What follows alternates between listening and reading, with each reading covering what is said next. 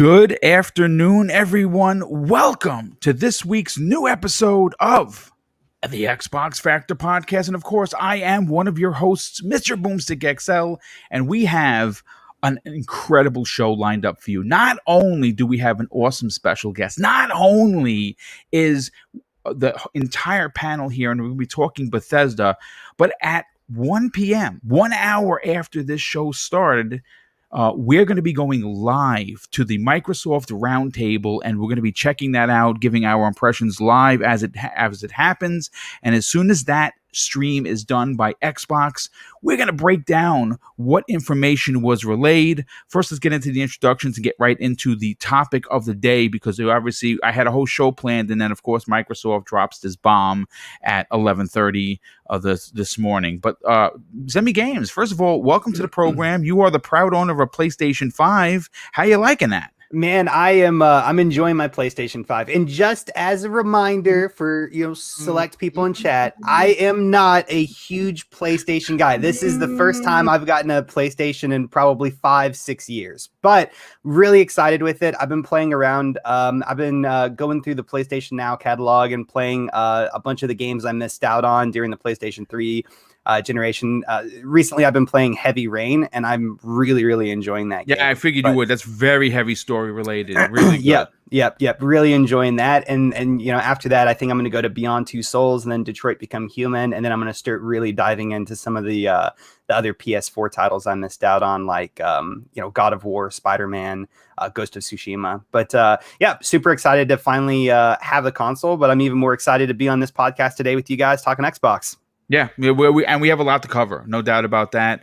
Next up, let's introduce our guest. You know him as someone that not only puts his opinion out there, writes incredible articles for the lordsofgaming.net. Please welcome Logan Meyer. Logan, what's up, dude? How you feeling?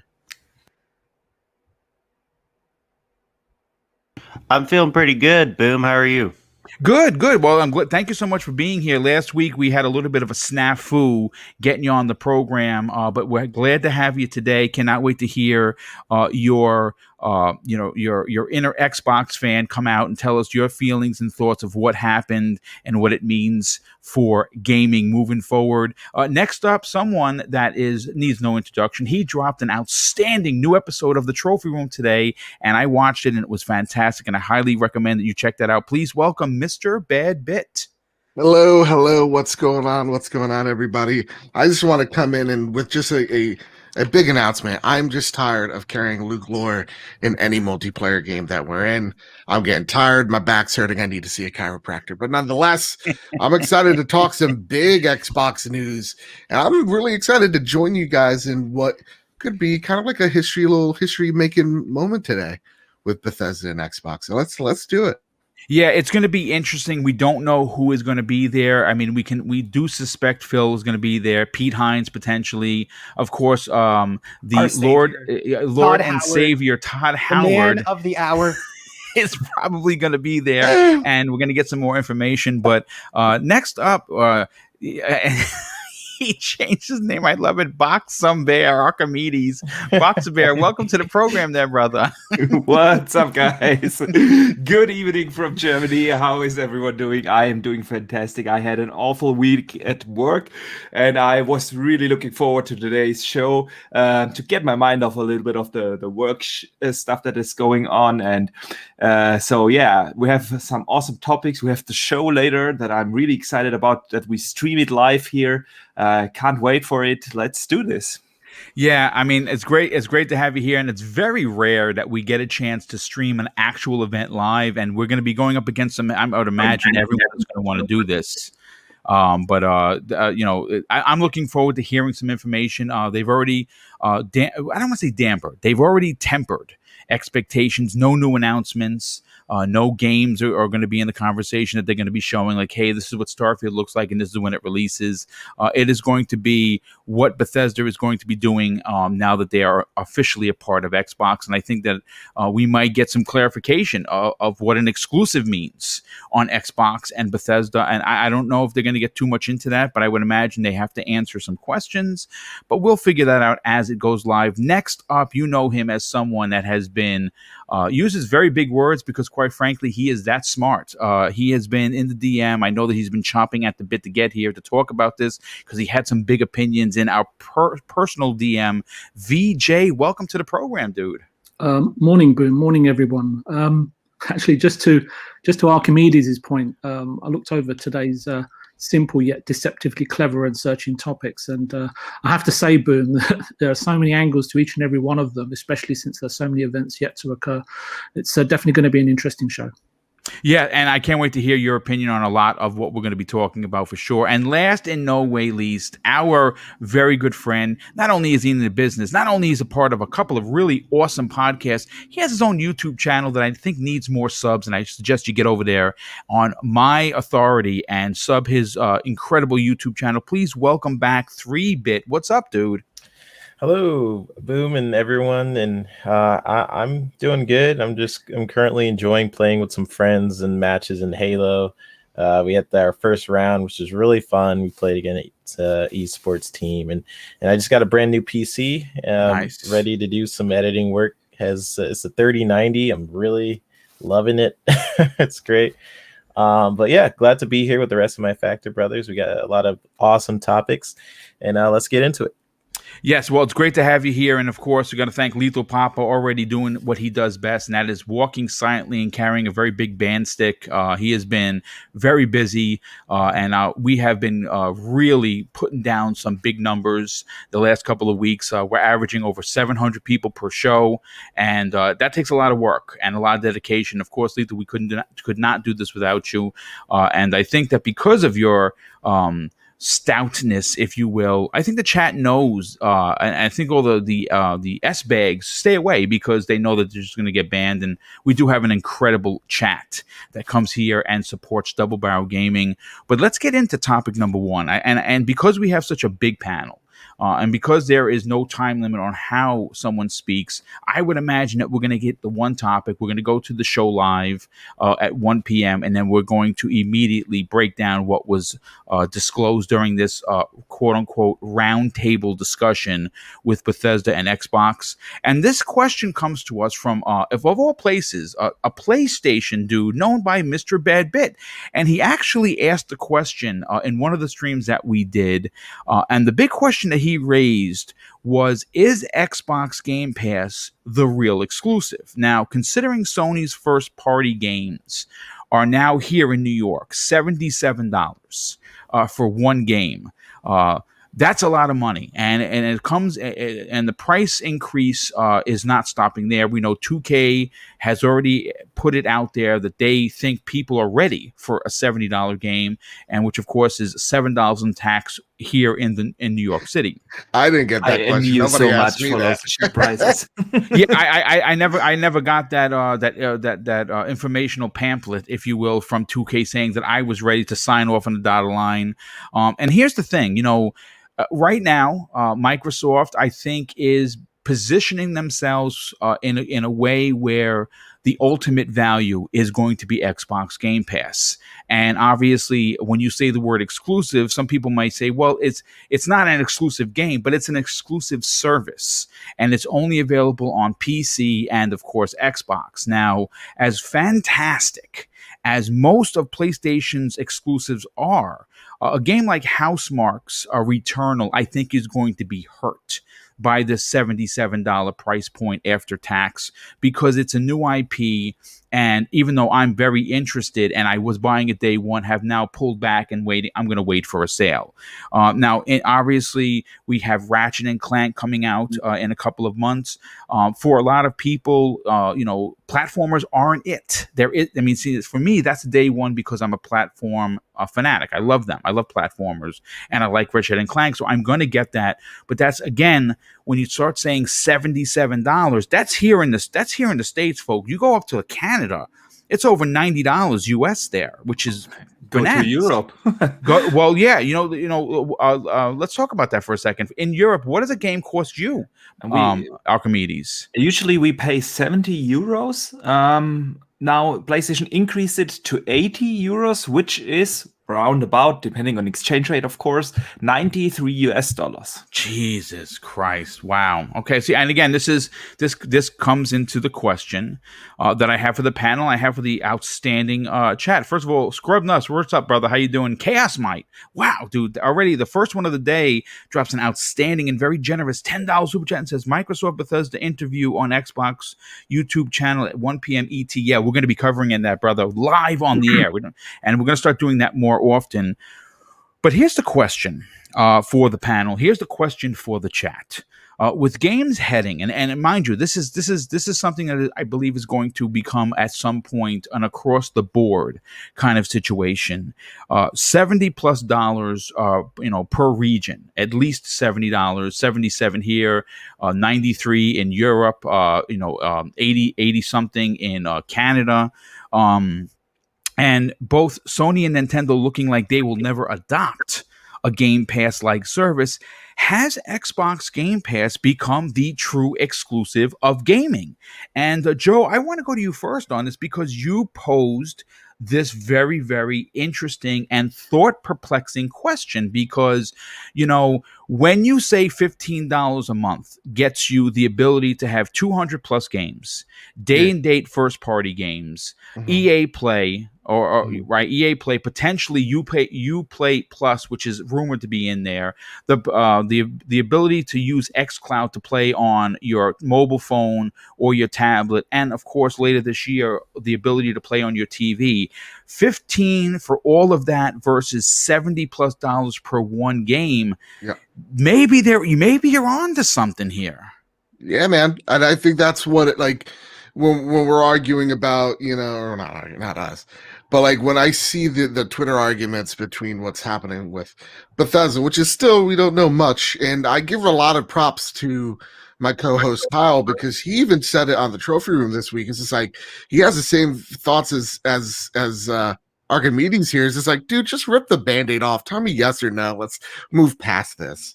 And I very much share the sentiment where it is about value in the service that is Game Pass. Like, I've known a lot of people that were PlayStation folks who have jumped ship to the Xbox community strictly because Game Pass's offerings are just unavoidable. They may not prefer, like, I don't know, Halo over, Last of Us or whatever, but they just see the amount of games, the amount of indies, whatever have you, and they're just like, well, shit, there's just way too much here to say, I'm gonna go pay $60 for my games, because it's not just exclusives, right? On Sony's side, like, I have no problem paying the $70 for a Ratchet and Clank, but it is paying $70 for every other game, including Ratchet and Clank, right? Those things start adding up.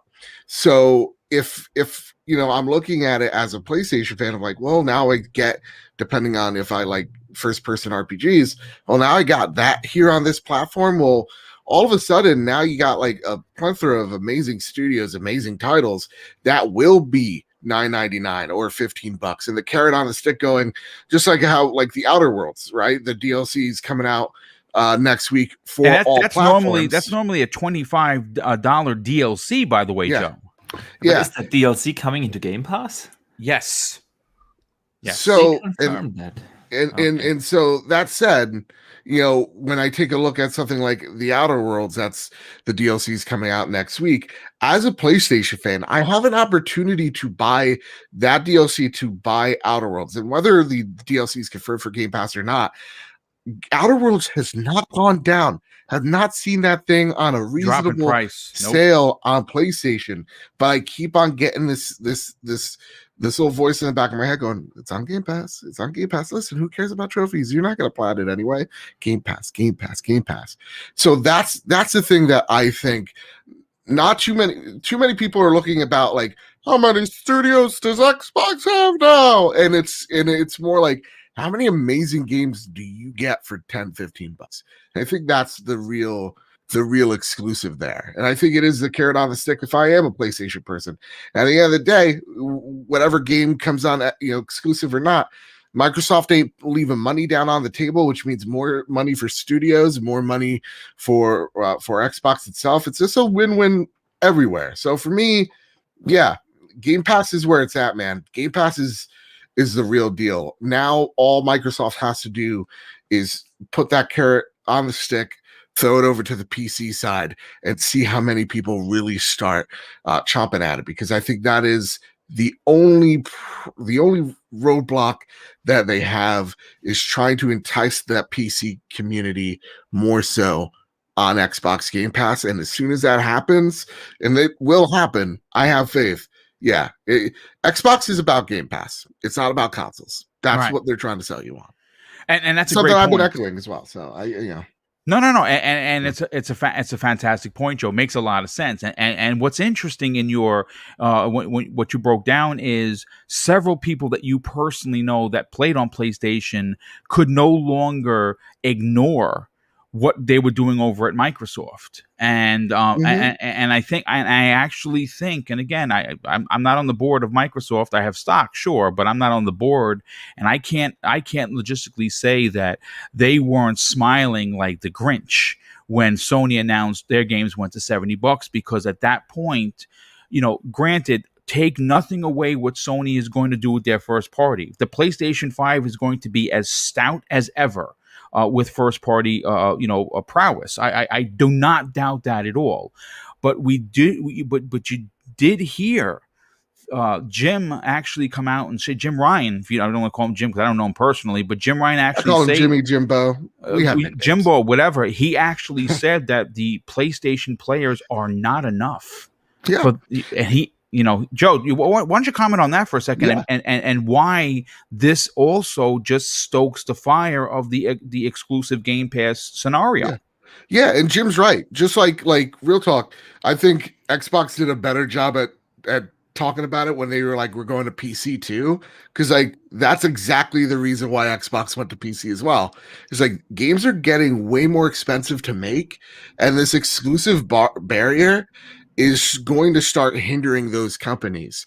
So the best thing that they can do is put it on a platform that they don't compete with, which is PC, and not having to put it on their competitors' systems or boxes or services yet. So that's what, Jim Ryan's 100% right.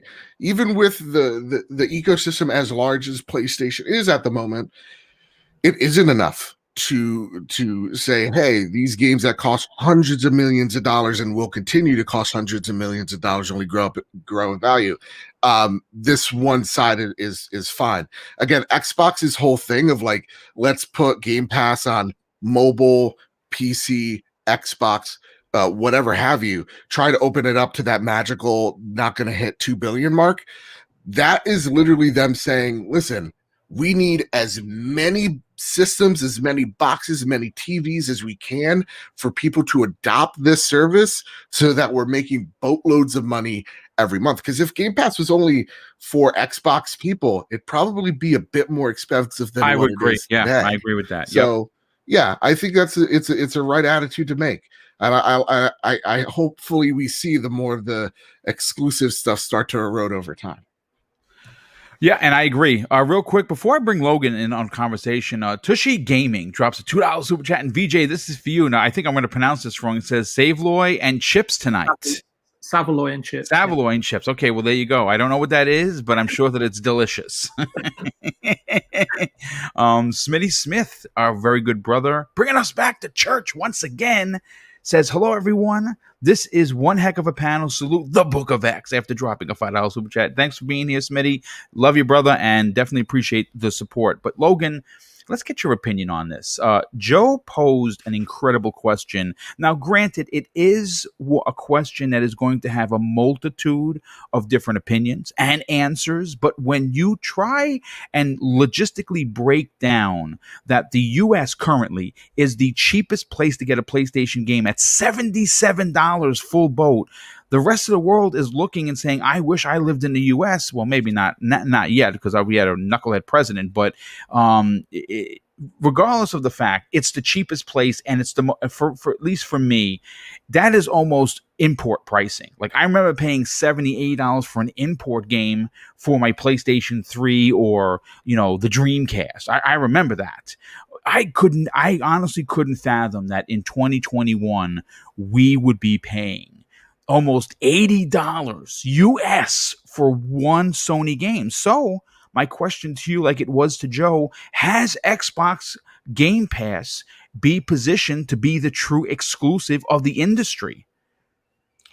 Well, it's a fantastic question, and I think Xbox is all about the value proposition. That's why they made the Series S to begin with, because not everybody, most of the people you hear online are the hardcore types that are like, oh, 4K this, or, RDNA that, or they're all about the power and everything. But the general gaming populace really doesn't care that much about that. They want the games and value, and that's why they made the Series S. So Game Pass itself is like that. It's the ultimate value proposition. Doesn't matter if it's exclusive or not on there. You have all these games for a set subscription price. It's just incredible value. So to me, I think it being the exclusive is a good point. It's something, if they do truly let some of these Bethesda titles be multi-plat, we'll find out more about that later. If they do that, then the whole, you can use Game Pass as like, maybe if you're on Xbox and use Game Pass, you can get the DLCs or the expansions for free or something where they can add value to it and make it an exclusive in that manner. But it truly is an exclusive, I think. Yeah, and what you're saying makes sense. And they've been doing that with a lot of the games where DLC has been baked right into. I mean, a perfect example of that is Gears, the Gears DLC, right? That came out of nowhere. It's probably the best piece of Gears DLC I think I've ever played. Hivebusters, again, and there's some people that haven't played that. Shame on you if you have Xbox Game Pass. But if you didn't have Xbox Game Pass, you would have to buy that. And even at the price of admission, it was worth it. But if you had Game Pass, you'd have to spend a dime. So that's the point. VJ, I want to go to you next because you always attack these questions from just an intellectual point of view that just is fantastic to sit back and listen to. For you, seeing how game companies have it in their brain pan that we're all ready as gamers. As a matter of fact, the head of 2K said that. He spoke for me. He said, Craig, you are ready for a $70 game. And I told him, well, I can't really say on the air what I told him, but it wasn't, I'm ready for $70 games. With that in mind, with the price going up, and again, it was Sony that started it first, and obviously Ubisoft kept their prices down, Microsoft kept their prices down, but for how long has Xbox Game Pass become the true exclusive for the industry? Sorry, I nearly choked, Boom, when you came to me. So I'm just. I think.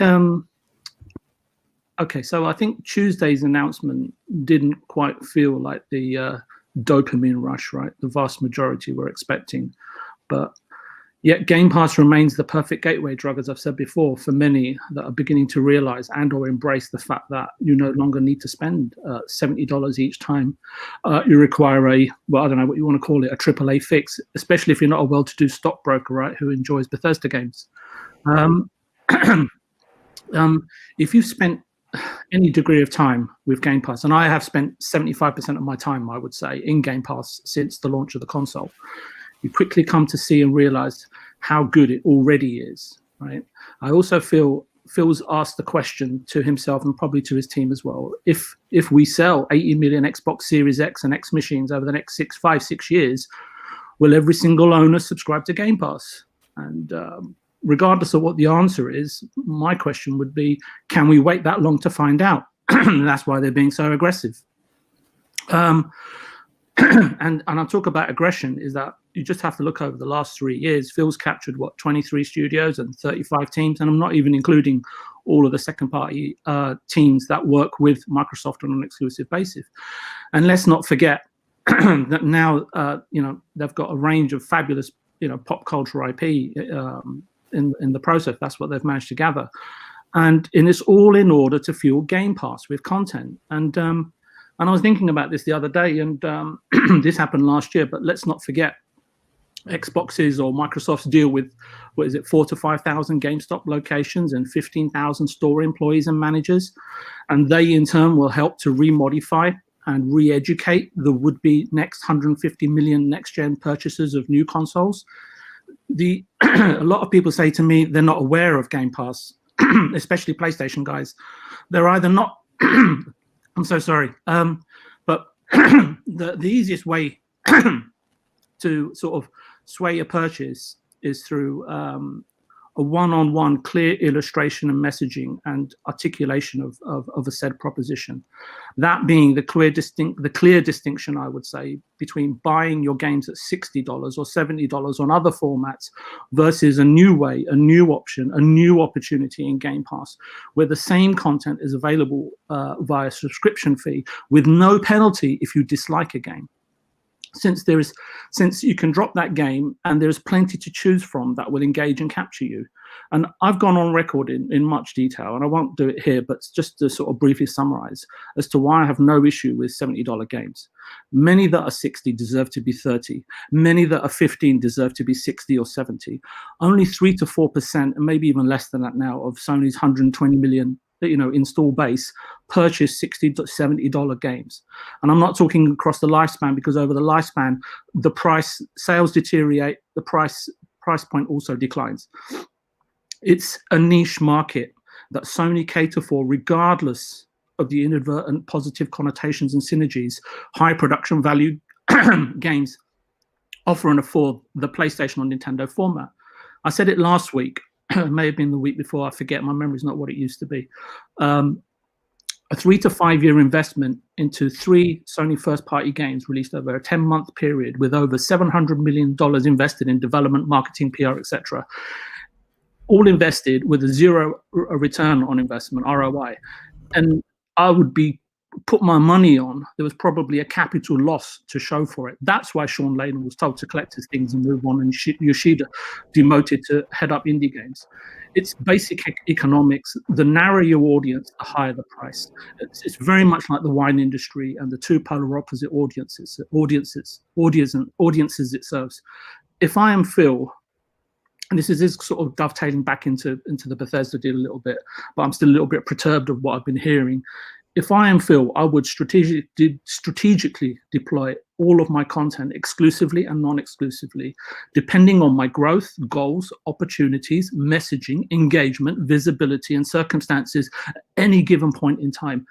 I am today, if I'm Phil, not going to alienate, as I said, 150 or 180 million would be next-gen console purchases. That would be political suicide. You only have to ask your former president.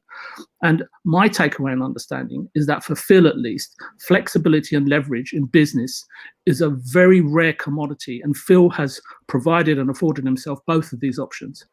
I think he's really calm in his thoughts. And I think slowing things down as things are getting bigger and better for him is still determining how he feels about the deal and the responsibility that he's got on his hands for Xbox and his shareholders as well as the community. At the moment, what I'm seeing since Tuesday, since this announced, I think it was Tuesday or Monday, I can't remember which day it was announced, but at the moment, ideas and solutions are coming from all sorts of voices from all over the place that have, I'd hate to say this, but have no business offering an opinion. I was appalled at some of the flippant remarks aimed at Phil and Xbox, especially for some who are supposed to be well versed in the industry. He is about to change the whole soul and culture of the gaming industry, and he's not going to do that without really thinking or reflecting on each and every step of his journey. You've got to afford him that. Once you draw a line in the sand, whether it's with technology or whatever, and you step over that line, it's really hard to go back. We're all sort of aiming for perfection through desire in an imperfect industry. For me, Phil is very much, in my opinion, trying to humanize Xbox brand and trying not to tarnish Game Pass, which in the past, let's be honest, in the past, present, and future, I would say, has had blame, criticisms, and accusations leveled at it. And I'll be honest, I'm one of them to do that, right? So to wrap up, Game Pass and the content Xbox now wields should be managed responsibly. And there are a lot of angles to this that I can't cover in the confines of one podcast. I want to observe and see if Phil lives up to what his vision is for the industry and what he's been saying, and if it falls in line with mine. The game industry can only call itself a profession if it aims, in my opinion, to make people dream inclusively. And Phil has perhaps the first time in history the opportunity to do that. And one of those avenues is through Game Pass. Whatever you think of Game Pass, it is a paradigm shift. And at this point in time, it continues to be greater than the sum of its parts. And those are my thoughts. And I love it. I'm glad that you broke it down the way you did, and I agree. I think everything that you're hitting on is not only a reality that has happened, but it is going to happen for sure.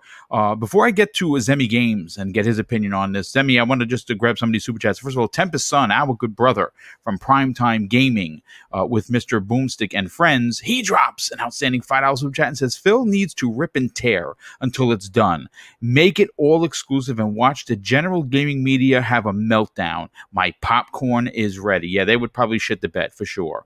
Thanos, another generous friend of the show, he drops an outstanding $5 super chat and says, one of the best features of Xbox Game Pass that no one really talks about is it's the discounted prices on games. Yeah, that's a great point, dude. Yeah, people don't talk about that or enough of it for sure. Lord Roughness, generous friend of the show, he drops an outstanding $5 super chat and says, yes, Game Pass is the real Xbox exclusive, and Microsoft are doing a brilliant job filling it with content.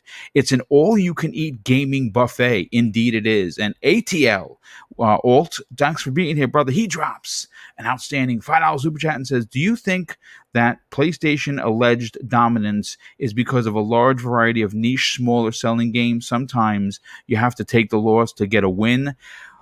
I think the reason why I think it's safe to assume that the reason why Sony sold so many consoles isn't because people like me and my brother bought multiples. Between us, we bought 9 of them. That's just me and Neo Mental, right?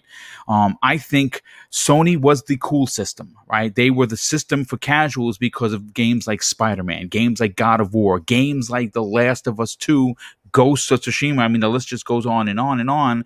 And what you get is someone buys a said console that's not a hardcore, that's not even a mid-hardcore, just a straight up casual. They buy it because their friends are talking about it, and they buy the 2Ks, they buy the Maddens. They will eventually, dip their toe into Warzone, but that's free. They'll buy the Call of Duty. They'll buy that one big AAA game exclusive like a Spider-Man because Spider-Man is a well-known, IP. And I think that if Microsoft could find the same niche or the same groove that we saw Sony dominate last generation with the Series S, and of course the ultimate version of Game Pass, which obviously the value proposition goes through the roof, you're going to see a lot of those casuals move over because of price. And I think that's going to be it's too early to tell if that is what's going to transpire. But Zemi Games, let's get your opinion on this. You got your hands on a PlayStation 5. Finally, Yep. You got one on. So now you have a Switch. You have a Switch. A Switch Lite. Yep. You have an Xbox Series X. You have a PlayStation 5. You support all 3 consoles. But in an era where games are going up, and again, this is just the start of it. We saw Sony take the first shot, and their games are $77 here in the US. How do you believe that Xbox Game Pass has become the true exclusive of the industry? Yeah, so I mean, just starting off with the price increase, to me personally, I don't really think that in any way is really necessary for the industry. I don't really think that these companies need to be charging $70. I think that the increase in popularity for gaming has constantly and consistently been on the rise, and coupling that with more people buying digitally than ever, I think really makes it where you can still maintain that $60 price tag and still make plenty of profit. So for me personally, just right off the bat, I think the $70 price increase that we have seen these companies push forward is really just nothing but greed. And I think that's also dangerous in the current market that we're in because COVID, right? This is something that a Yes. lot of the times we like to still forget about, right? You know, it's 2021, but that doesn't mean that there's still not going to be problems that arise from people being out of work for, nearly a year and what other, future financial ramifications, individuals and countries and just people, society have to feel going forward, right?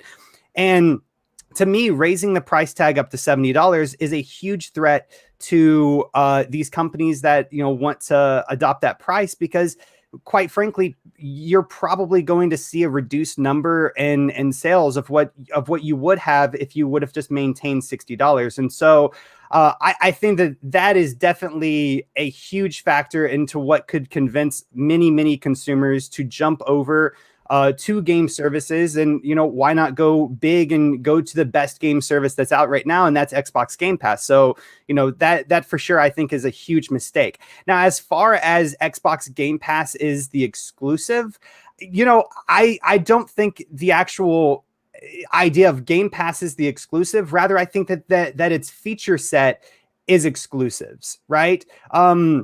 Xbox is currently the only company that is able to capitalize on all segments within the gaming industry. That's mobile, console, PC, everywhere, right? Nintendo can't really necessarily say that 100%, and neither can PlayStation, right? And so that is a huge advantage and a huge strength that Xbox has going into this new generation, and especially going into, questionable times where people, are really questioning their finances. Another exclusive feature set of Xbox Game Pass and of their services all around is that you can play the games, first party games, day and date, no additional cost, right? Sony can't say that. PlayStation Now isn't like that. And so that is a very strong feature that is exclusive to Xbox Game Pass. And then we also have to look at other, exclusive features being, for instance, EA Play, right? That's another thing that PlayStation can't really tout as having on their services. So I don't think the idea of a service is exclusive because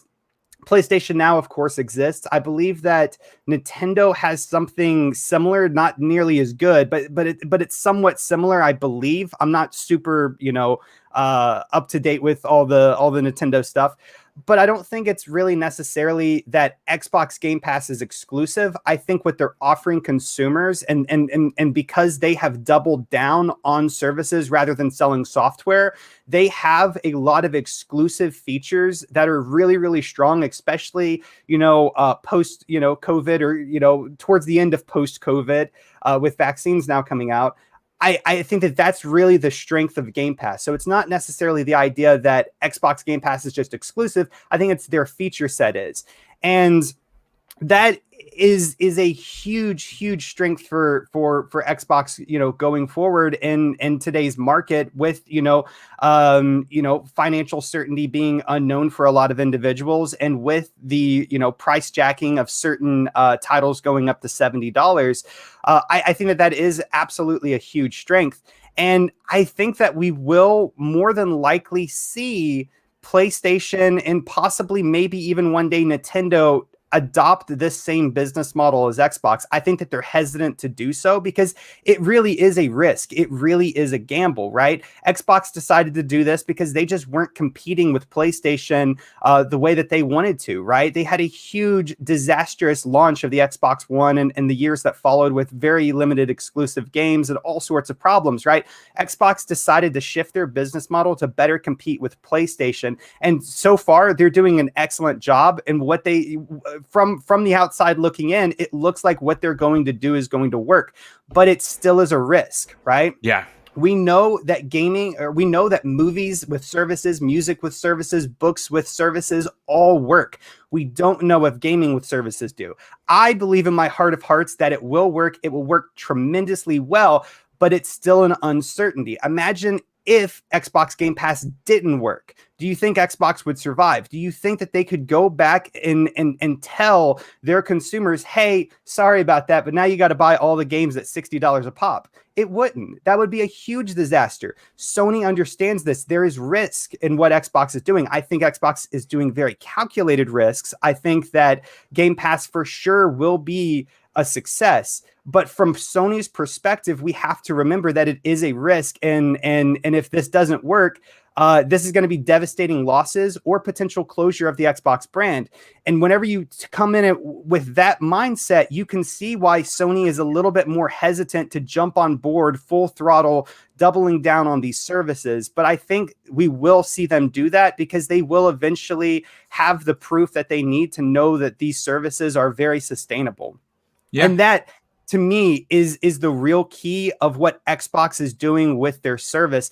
And one thing that I think a lot of us like to sometimes underestimate is how they have incorporated this service into every single segment. Right? Mobile gaming makes up 50% of all revenue in the games industry. Console makes up roughly around 25%, PC the other 25%, right?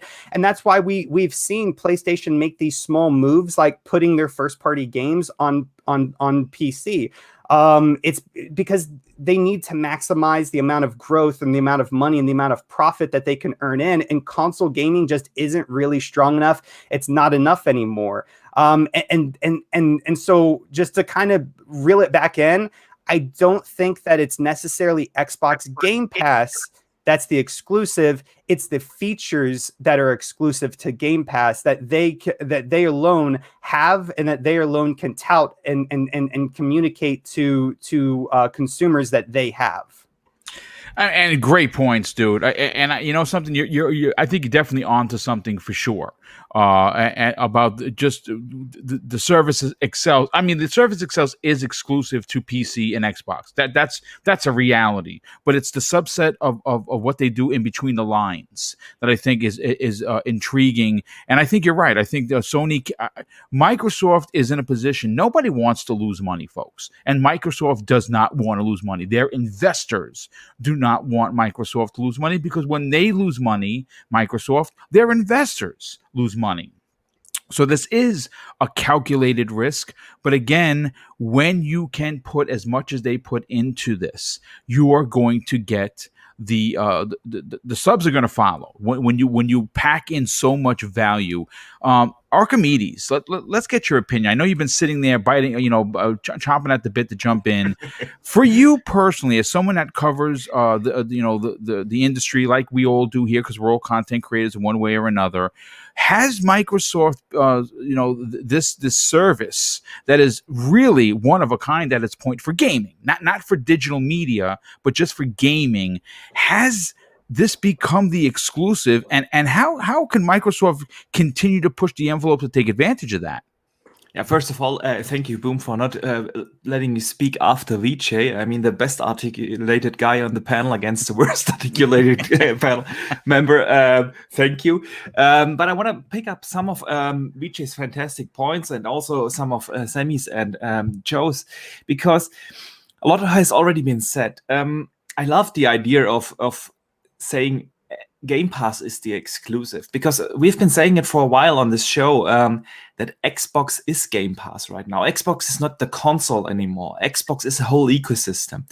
And with that, it's not just that we get a ton of games to play with a Game Pass subscription. It is also that seamlessness across devices that we have right now. And this is a true next-gen experience for me, because I can pick up Gears Tactics. I'm playing Gears Tactics right now. Yeah, can pick up, play my next level on my phone, continue on my console, and then switch over to my PC. This is really something that we don't have with anything else besides if you are a Game Pass subscriber.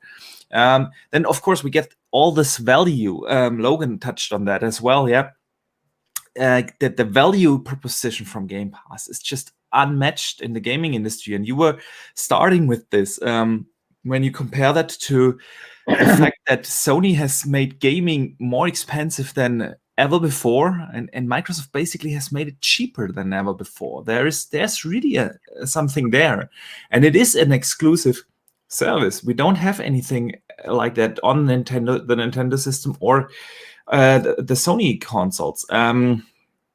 And yeah, so it really is an exclusive for the ecosystem. And yeah, it has been said, it is a financial risk, and it is probably the reason why Sony isn't doing it, because their install base was just so much bigger. The risk for them would have been much bigger than from Microsoft, but Microsoft has seen that they cannot catch up with Sony, and actually also with Nintendo, because their success is also exceeding the success of the Xbox One era. And so Microsoft had to do something.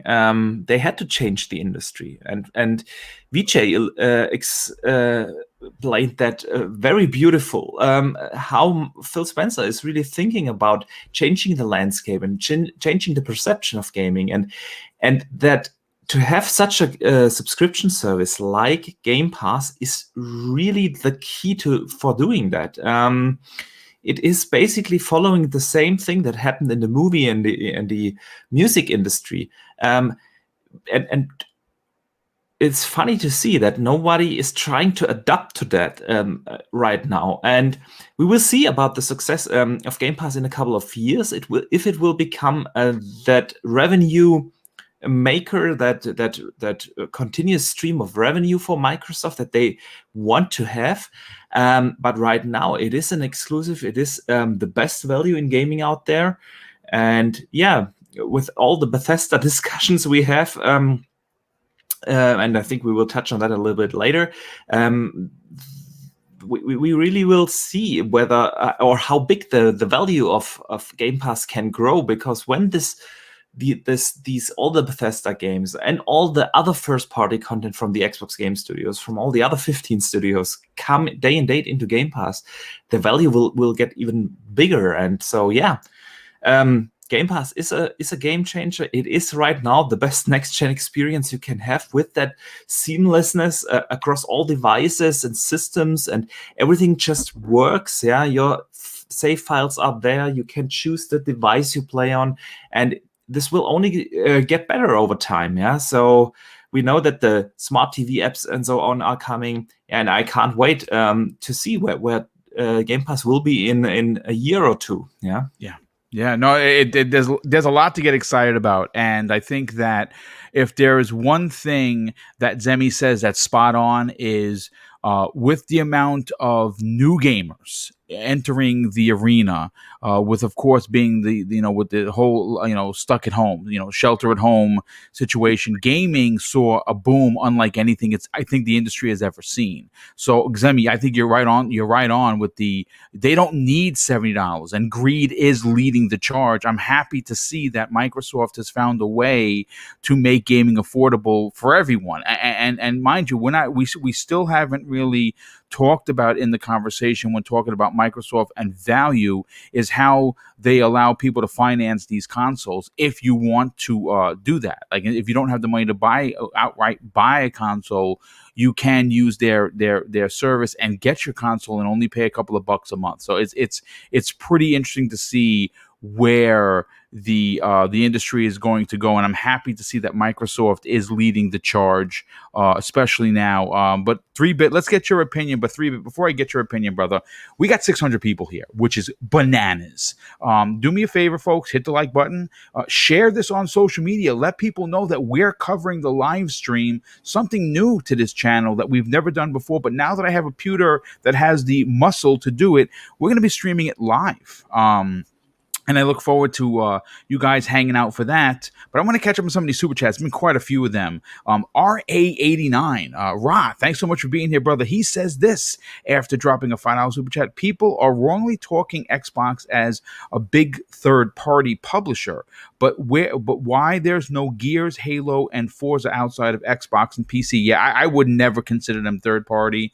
I think that we're going to see what that means, and I think that they've positioned themselves very well to give us that answer. Paul Grant, a generous friend of the show, he drops an outstanding $5 super chat and says, hit that like button. Indeed. Thank you so much for that, Paul. Definitely appreciate it.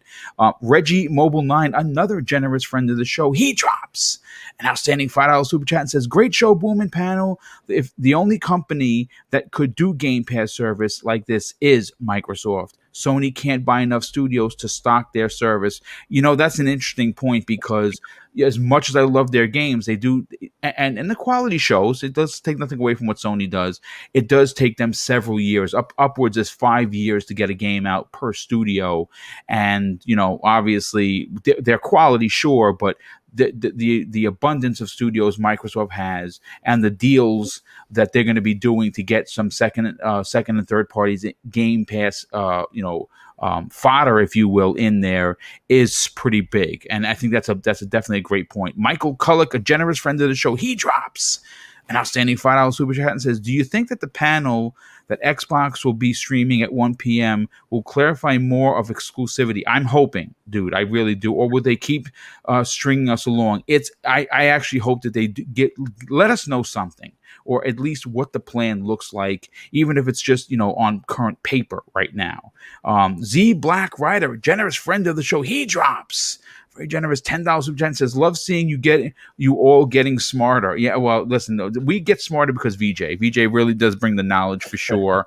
No doubt about that. 3-Bit, let's get your opinion on this. With games increasing, with the price of admission going up to play one game at $70+ here in the US, it looks like Microsoft secretly, or maybe by accident, or maybe on purpose, position themselves to be the best value in gaming. Has Xbox Game Pass become the true exclusive of the industry? Well, I always think I know what I'm going to say till I hear all of your amazing, diverse opinions. So I'm going to take this topic in a bit of a different direction. To firstly answer the question, Game Pass is for sure.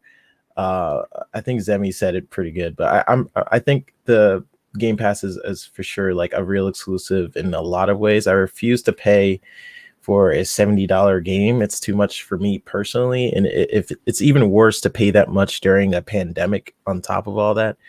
Not only do I think it's too much, imagine you have like a high tier gaming PC, right, that will perform better in a lot of ways than some of these new consoles. If you have a high tier one, your games are cheaper on PC, and Game Pass it's looking even more appealing in a lot of different ways.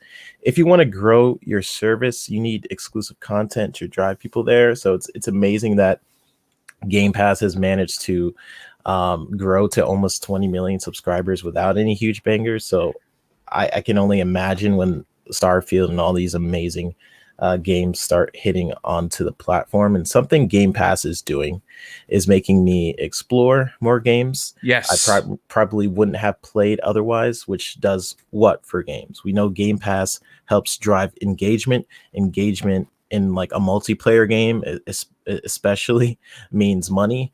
Money means more content for production, and production, it like fuels back in. So paying $70 games to me, I'm not a fan, especially when games make way more money than they ever have before. Yeah. And I'm a consumer, right? But I'm also in the industry, but I'm also a consumer. And as a consumer, I'm always looking for the best deals. That's where I'll go.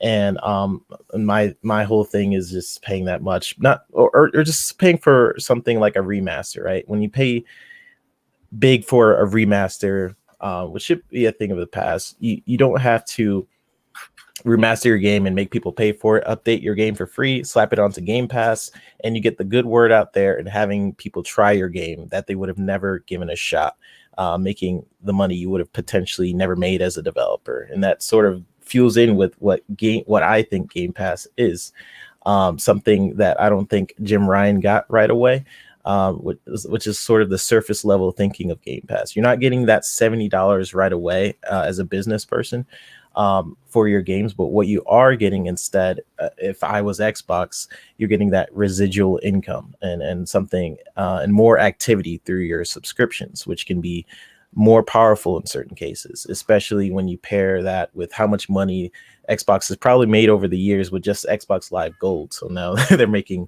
Xbox Live Gold money and also this Game Pass money. Game Pass to me is definitely an industry defining movement, and I can definitely see other platforms start to use it over time. You know, platforms always copy each other, and it's a way we move forward as an industry. Art is all about that, constantly being inspired by previous artists and then jumping to different genres while being inspired by the latter. The thing that can stifle that jump is always an industry head that wants money, or the audience that not being ready for it. Something we can compare that to is Warner Brothers, securing that patent for Shadow of Mordor and the Nemesis system. Yes. Which would be amazing in some games and is now locked behind a corporation. Or for years, who was it? Namco. I think they trademarked auxiliary games, which allowed for players to play like a mini game in loading screens, which would have been nice for games that take forever, like Grand Theft Auto 5, right? But Namco has had a lock on it since like 1998, and I believe it expired like in 2015 or something.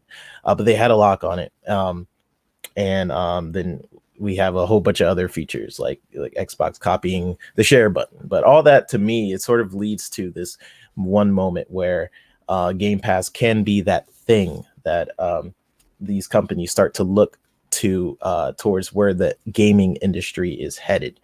And I think Game Pass is on track to becoming one of those things. And it's simple. It's pretty much like Netflix for games, but the way Xbox is packaging it, where you're able to play these games on your TV or console or PC, and also through xCloud, is amazing. So on top of all of that, all those features I just mentioned, you're playing new games day one as it comes out for like nothing. And here's how much of a bargain Xbox Game Pass is right now, right? Almost all PlayStation 5 games are going to be $70, right? Unless it's like a smaller game like Miles Morales, or they might down the price a little bit. So $70, you can get 5 months worth of Game Pass for one game that comes out on PlayStation 5. So one game equals a whole 5 months worth of content, which is ridiculous to me.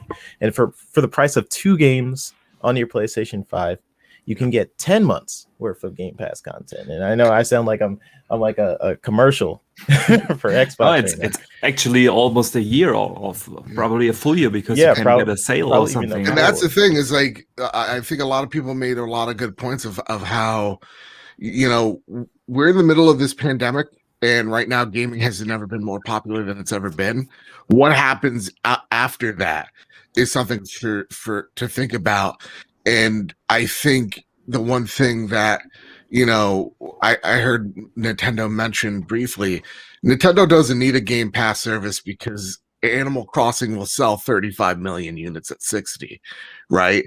It just depends on, Xbox saw that their games were not selling at the level of a PlayStation or a Nintendo. This pivot was not just needed for them, but it was just innovation that we've never thought was possible.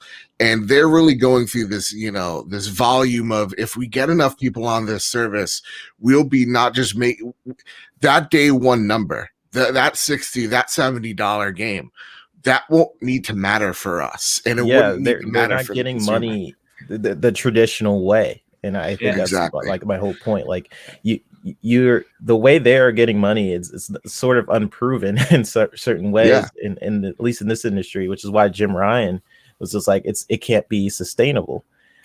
Which it's like, I'm not even getting on him like that, because it hasn't been proven. It's a brand new thing. And that's the thing. If you're Jim Ryan, you're like, I'm going to kind of just like sit on my hands and see where this goes, because the magic number is 30 million, and this is a huge risk for them. Again, one that I think Microsoft can definitely take because how big of the company it is, but like Sony cannot. So they're going to definitely take a look, sit back, see where Game Pass goes. Game Pass will at this point forever be the leader in the way of making those radical changes. For sure. And PlayStation having to sit back and go, okay. And I'll just end on this because I know the live stream is starting.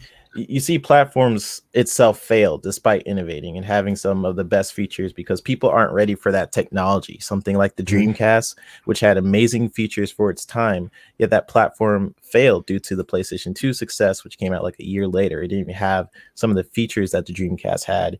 It didn't matter because of Sega's mismarketing and some other stuff, people not being ready. Xbox in 2013, that was a disaster in many parts, but some of those features they were pushing at the time are things people are clamoring for today. And Absolutely. it always sucks when you're a company that tries something for the first time, because if history is anything to go by, it can suck going first, because we do know a company like Sony will wait for That these is so things to true. be ironed out and try the most successful version of it if it's worth it to them. And like the Move controller, which pretty much was a Wiimote, and then PS Plus is Xbox Live, all this other stuff, right? So I'm gonna end here because I know we got some things starting up. Well, I mean, obviously, it's 1 minute to kick off. We'll see. Again, hopefully, it all works seamlessly. I've never streamed live on a live event, and here we go. There you go, folks. It's there you go. Trial by fire, baby. Yeah. Hey, Boom, can you hit the 2 full minutes screen left. button? Yes.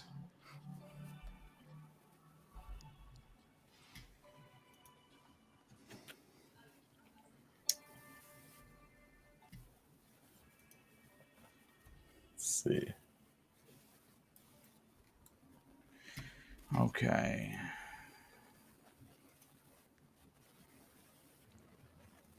Real quick, do you want to hear something sad? Sure.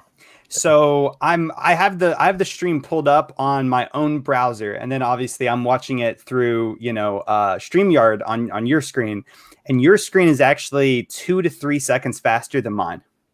Wow. How sad is that? That is sad. That is sad. You know what? But that's good for our fans. That is listen, good. I know that we had over 600 here. We are going to sit back. We'll obviously, we're going to continue the discussion of what's happening in front of us. Although you might hear some silence as we watch on in hopefully some good information. The super chats that I missed, I will definitely get back to them before the show ends today. But I'm very excited. This was what Jeff Grubb talked about a couple of days ago, and once again, Jeffrey Grubb was right. They're doing an event on Thursday, and here we are. We're covering it live for the first time here on Xbox, on the Xbox Factor podcast, and I'm happy to be able to do that. So here we go, folks. 15 seconds, and we're going to finally get this here. What's been going on behind the scenes? Okay.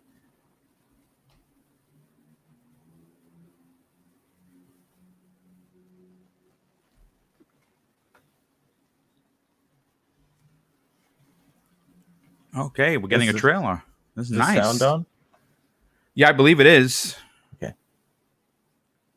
Oh yeah, Robert A. sounds Altman. on. Okay. Yeah, yeah.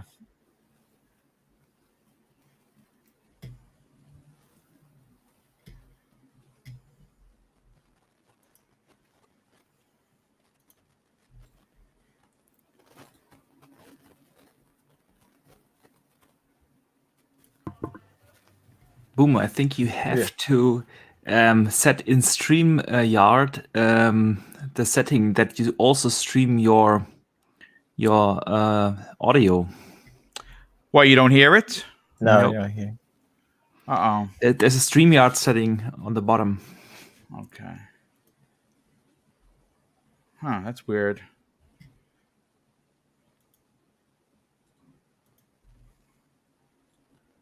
All right, you know what? Let me just reshare this. Hold on.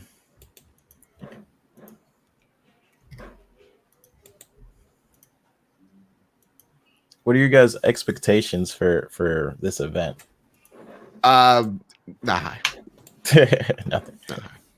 I want to see like what they're talking about future wise. I don't know. Yeah. Nothing spectacular. Like maybe Starfield, maybe like very small. Maybe. Do you guys hear it, or you're not hearing it still? I don't hear it, I'm Pete. still not hearing it. I kind of just think this is going to be a meet and greet. Like, welcome to the family. Like, here's all our 8 studios, and this is what we're about and all that. But I Absolutely. hope they add some news. But Aaron tried to once again kind of throw some ice water on it right before it went out. But So, he we'll did that see. before, and he's lied about it. oh, that, yeah. What did he? I can't remember what he No lied sound. about though. Yeah, there's no sound, and I have no idea why. Oh yeah, it was Fable. He lied about Fable.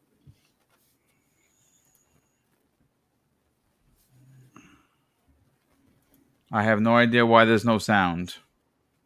You want me to narrate? People No, I don't riding, want you to there's a narrate. I'd dragon. like to figure out. Oh, the guy in the VR, he's freaking out.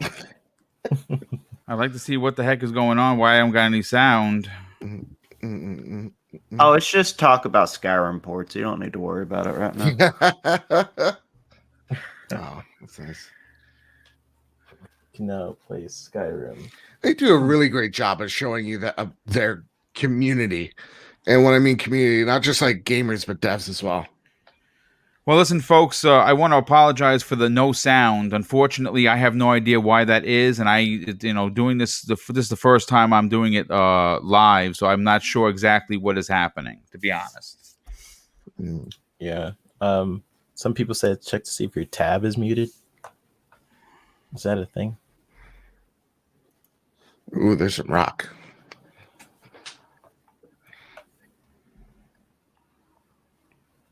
What's up, Aaron?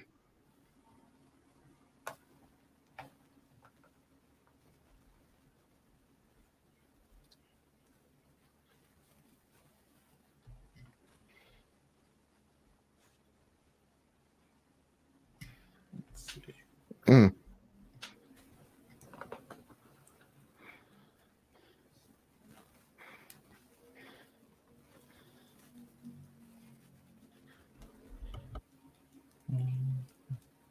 I think my best friend Amy would be into Pete Hines. I think so. What, you mean romantically? Oh, not to say romantically. Oh, okay. It's a pretty good looking guy. I have no idea he's why strapping we in can hand. hear it and other people can't. I literally have no idea. Yeah, I don't know.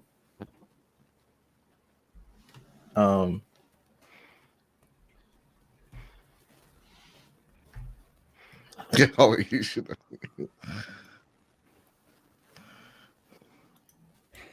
Todd looks wonderful. Just wonderful. Look at that man's hair. Look at that deep. Yeah, we're gonna V. we're gonna He we're gonna knows what he's doing. lose. Yeah. Yeah, that's fine. Do you want to do close the after. stream, then come back after they're done talking? Yeah. That could What work. was that, Joe? So do you want to close the stream now? Come back when they're done talking? Yeah, we could do that. We could do that. Oh, look at an actual Elder Scroll. All right, so Oh. listen, gentlemen, this is what we're going to do. We're going to stop the stream here, and then we're going to bring it back in after this is done, and we'll discuss everything that's going on, because obviously I have no idea what's going on with the sound. Okay, works for me. All Okay. right. See you guys in a few. We'll be back. Love you. All right.